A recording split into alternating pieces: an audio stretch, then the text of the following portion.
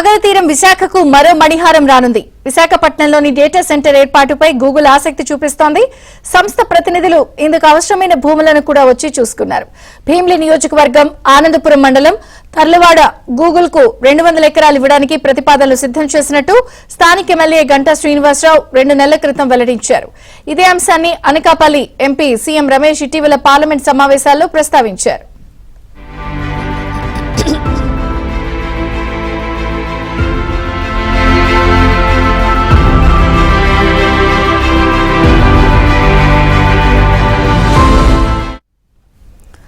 విశాఖలో Google data centre ఏర్పాటు వాస్తవమేనా?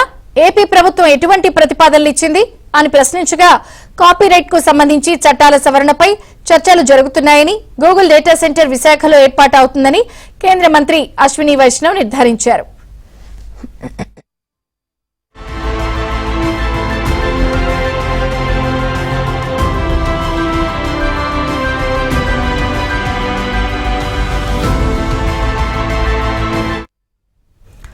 Adani data centre ఏర్పాటు దిశగా 2019-24లో టీడీపీ అధికారంలో ఉన్నప్పుడే అడుగులు పడ్డాయి.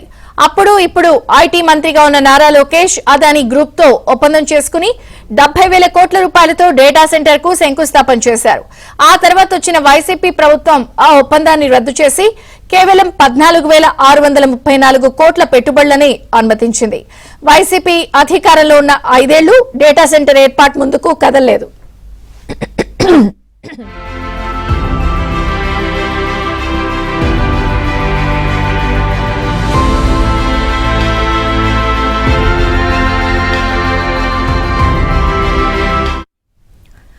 అలాగే నెల రోజుల క్రితం ఐటీ శాఖ మంత్రి లోకేష్ సిఫీ టెక్నాలజీస్ కు చెందిన ఇన్ఫోనిట్ స్పేసెస్ అనుబంధ సంస్థతో చర్చలు జరిపి విశాఖలో డేటా సెంటర్ ఏర్పాటుకు ఒప్పించారు.